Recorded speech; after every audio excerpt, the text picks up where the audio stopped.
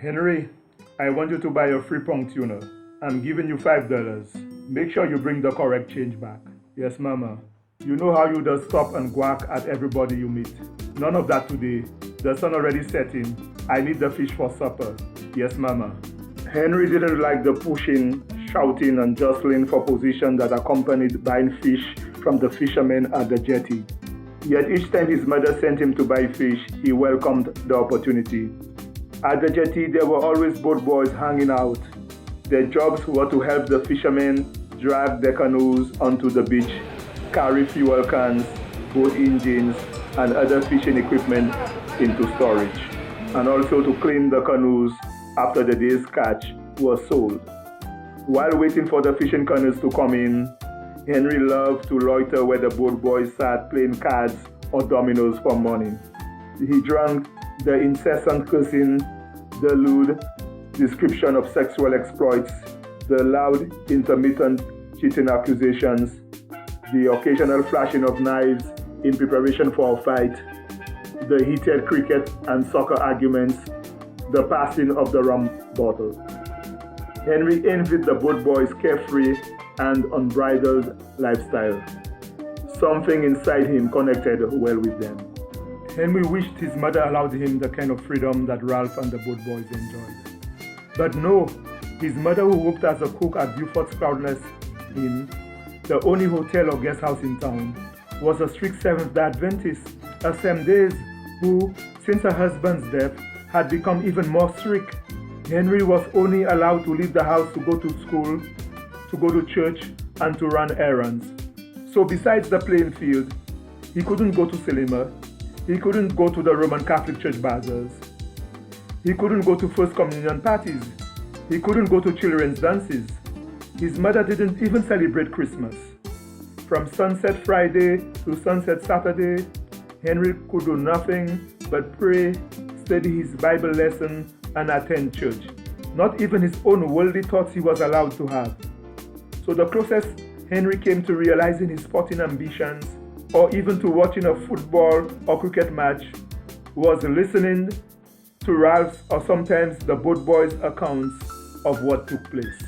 Living on an island in a town that was over 90% Roman Catholic, Eunice and a few other Seventh Day Adventists in Vieux Fort were like lone specks of rock in the middle of the Atlantic Ocean.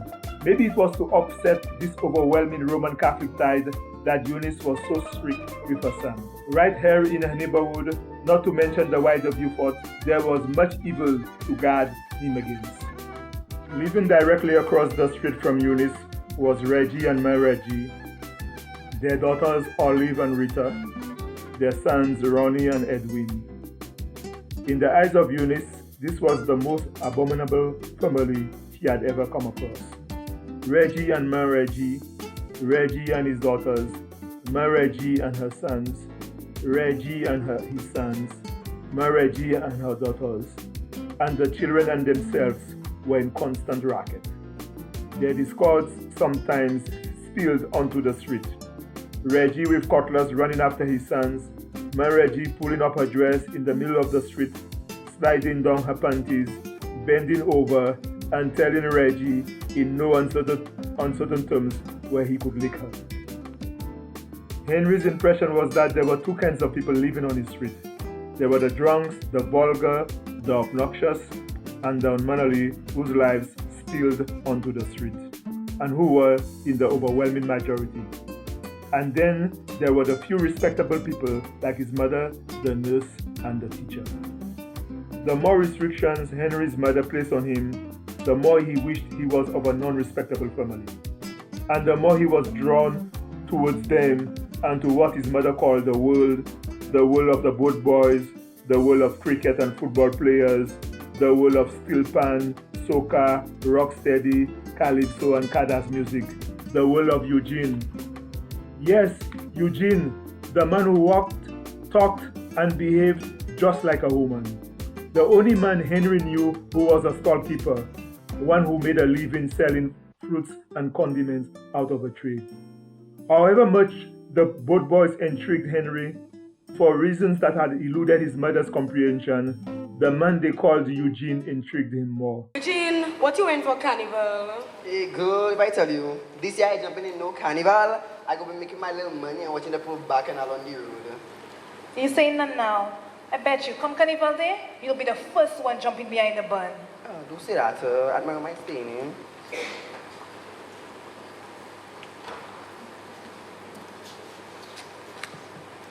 Christine! So nowadays you passing me straight from since you get that American sailor, you does not talk to me again? Eugene, look at you. You putting all my business out. Is Russia rushing, or else I'll come chat. Come girl, what rush you into? I was thinking if you are not sailor, everything nice by your man. Give me $1. No. Things ain't too bad, huh? You already know those Americans, they ain't stingy like the English. Girl, I'm telling you. Anyways, girl, I go keep you there anymore. You say you're on your business, you can go about your business. Some women have it too easy, eh? All they do is just make a sailor pass by, look their way, and money comes tumbling down like it's Christmas. You don't lie. Maybe. But here another one. Caroline, she's pregnant for a sailor. Whoa! That's true. Tra-la-la. Is she going to keep it? Yes, and they even saying what God giveth, she keepeth. Eugene, that you're going to be as black as you. Don't say these things. Look at down. Oh boy, long time I ate a mango julie. Much for the mango julie you have there? You know the price. Tell my 10 cents for my mango julie. 10 cents for what? 10 cents for what? You must be out of your mind, man, woman, whatever you are. Go to hell? Shut your ass, you salop, malmama. Shut my ass? Why don't you tell your mother the bomb prices are too high? Do for people, eh? It's freeness they like. Eugene, maybe he mistake you for American? Well, tell them for me the American days are over and they ain't coming back.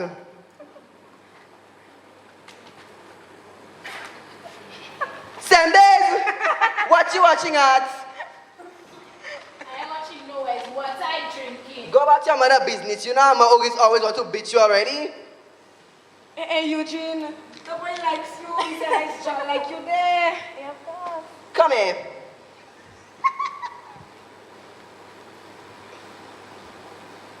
So, why you watching me so much? You like to see me? You think I'm pretty? Eh? Answer me. Is what I drinking? What's your name? Henry. Your mother know you just watch me like this? How is your father, Mr. Ruben? Mr. Eugene, Mr. Ruben, and my father. My father died already. Oh, sorry, Coco. Mr. Ruben is such a good man. Your father was a good man too, though. You like plums? Yes, Mr. Eugene. Well, look a plum and stop staring at me when you see me. Eugene, you see how he call you mister? Yes. What? You scared of my plums? You think I'm going to poison you? My mother told me I must not take things from strangers. Well, your mother will tell you it's not mannerly to look at people and stare at them so much. I see you staring at me for how long now, undercover? Am I still a stranger? Why take the plum? Not fish you go and buy. By the time you reach at your home, the plum down in your belly. What will your mother know? Oh.